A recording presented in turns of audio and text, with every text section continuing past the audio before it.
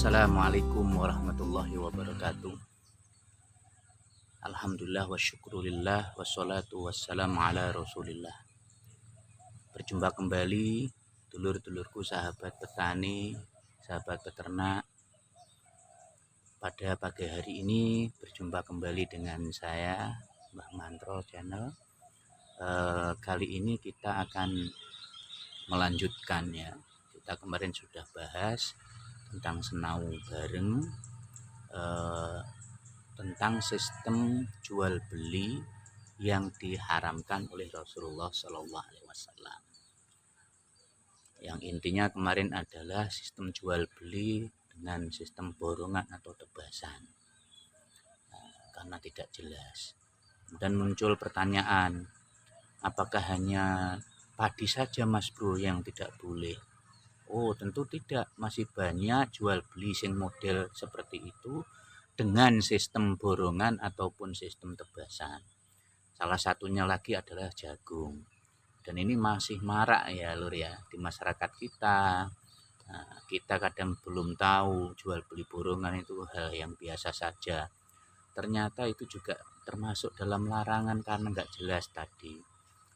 Misalnya satu petak jagung itu kita jual dengan harga atau dibeli dengan harga 3 juta per petak, kan belum jelas timbangannya lur.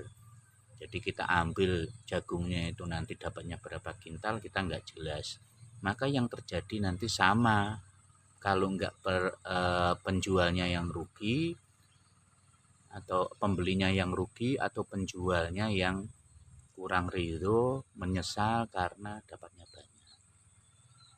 Nah, ini juga termasuk di dalam jual beli yang tidak diajarkan oleh Rasulullah karena nggak jelas tadi sistem borongan atau sistem tebasan.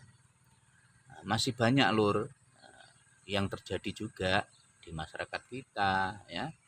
Dulu saya di belakang rumah juga banyak tentang pohon mangga. Di rumah banyak juga pohon mangga. Nah, karena belum tahu, mungkin ada keluarga ataupun tetangga kita yang jual mangga di dalam pohon, masih di atas pohonnya. Nah, apalagi jualnya masih muda, wah ini lebih horor lagi, nggak boleh. Masih muda dijual, giliran tua sudah habis itu namanya buah mangga karena dimakan ulat ataupun tendang angin jatuh. Nah ini masalah juga. Pernah terjadi lur. Bayangkan satu pohon itu dibeli 7 juta lur. Satu pohon karena memang pohon manganya besar. Dan itu belum tua, belum begitu tua. Jadi ngambilnya nggak langsung lur, bertahap. Nah, ketika sudah transaksi dibeli 7 juta, oke. Nah, kemudian ketika waktu panen itu, nah, pembelinya datang. Nah, pembelinya datang bawa pickup, diambilin tuh mangga yang sudah tua-tua, diambilin. Nah, 2 tahap kalau nggak salah. Tahap pertama itu sudah mendapatkan mobil pickup ya, itu penuh lur, Masya Allah, banyak banget itu kalau ditimbang sekian kintal. Nah, setelah ditimbang dapat sekian kintal, belum lagi yang masih di pohon, dia bilang akan diambil tahap kedua. Uangnya sudah 7 juta. Yang punya itu sudah menghitung, ternyata dapatnya sekian kintal. Sekali ngambil aja sudah dapat 10 juta lebih.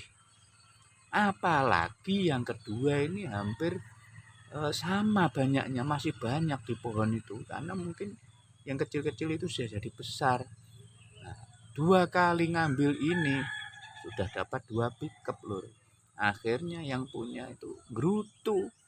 Nyapo tak jual seperti ini, coba kalau kemarin itu gini-gini. Nah itulah yang terjadi. Terus kemudian minta Pak mbok ditambahi ta hargane sekian biar saya juga dapat lagi. Oh nggak bisa Bu, ini kan sudah transaksi dari awal. Nah ini yang terjadi lur.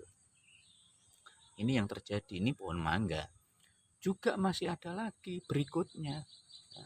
Kebalik lur. Dijual sekian 10 juta. Nah, ketika ngambil namanya juga masih di dalam pohon lur, belum jelas. Ketika ngambil dimakan nulat, malam dimakan codot. Nah, apalagi codotnya ada yang pakai kacamata, ada yang codotnya itu ada yang nyidam dan sebagainya. Nah, diambil tanpa sepengetahuan yang punya. Nah, akhirnya begitu panen ternyata berkurang lur, dimakan codot sama kena ulat tadi. Nah, akhirnya begitu ngambil sedikit hasilnya, rugi yang membeli. Terus bagaimana? Nah, minta ganti rugi sama yang punya pohon, ya ndak bisa. Akhirnya seperti itu, pulang dalam keadaan nggak ridho. Ini Rod, makanya Rasulullah itu mengajarkan, wes dodolane ya yang jelas. Nah, gitu. Dan permisalan masih banyak lagi di situ, perjualan jual beli horor itu banyak sekali. Contohnya juga ketika jual beli sesuatu yang masih di dalam kandungan, misalnya di dalam sapi gitu loh ya. Ada kelihatan ini ada orang yang punya sapi betinanya harganya 30 juta, bagus. Pejantannya juga bisa diketahui gede banget itu pejantan. 40 juta barangkali. Nah, begitu hamil ini sudah banyak orang ngantri. Akhirnya ada yang udah ini saya beli. Yang di dalam anaknya ini pokoknya saya beli 10 juta, saya beli 20 juta nanti kalau lahir. Nah, ini jual beli yang masih di dalam perut, masih di dalam kandungan. Ini juga nggak boleh loh. Iya kalau lahirnya sapi, kalau lahirnya kambing, ya walaupun itu nggak mungkin loh, istilahnya seperti itu. Artinya ketika dia lahir, iya kalau lahirnya sapinya bagus, kalau enggak sudah terlanjur dibeli kan nggak jelas di dalam kandungan. Ini juga nggak boleh loh. Nah itu.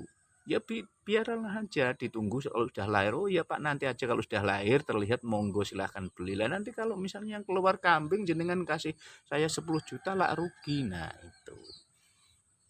Atau yang keluar itu kecil jelek gitu maksudnya nggak sesuai. Nggak mungkin lah lur masak sapi mana kambing. Ya ndak ada aja ya. Itu. Itu lur ya. Dalam sapi.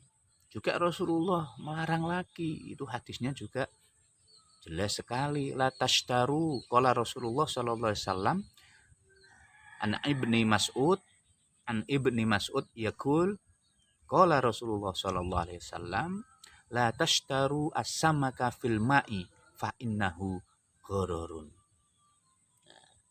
Jangan jual beli ikan yang masih di dalam air. Nah, ini contoh di belakang ada kolam lur. Nah, dalam kolam ini misalnya kita isi lele ini. Ada lele, saya ngisinya 10.000 lele. Saya kasih pakan sudah hampir dapat habisnya 9 kintal misalnya. Dia tanya penjualnya, pembelinya. Nah, begitu sudah tahu sekian-sekian dikasih duit saya. Ini saya beli 10 juta misalnya. Nggak boleh lur, karena belum jelas yang ada di dalam kolam itu apakah ikannya itu seperti yang saya sampaikan atau enggak kan nggak jelas. Itu bibitnya oke, saya nggak bohong 10.000, habisnya sekian. Nggak taunya lur, namanya lele itu juga bibitnya juga harus dilihat. Kalau belinya kecil itu harus diserit. Kalau orang bilang itu peternak itu diserit, diserit itu disaring. Nah, mungkin ada yang besar itu ditinggalkan. Yang besar diambil. Ini bahaya karena bisa makan yang kecil. Ternyata ketika dipanen, wah ada yang gede-gede itu 10 habis seluruh yang di dalam semuanya dimakan yang besar. Akhirnya begitu dipanen dapatnya nggak sesuai dengan yang disampaikan. Rugi yang beli. Nah seperti itu. jadi nggak jelas. Ini juga nggak boleh dilarang.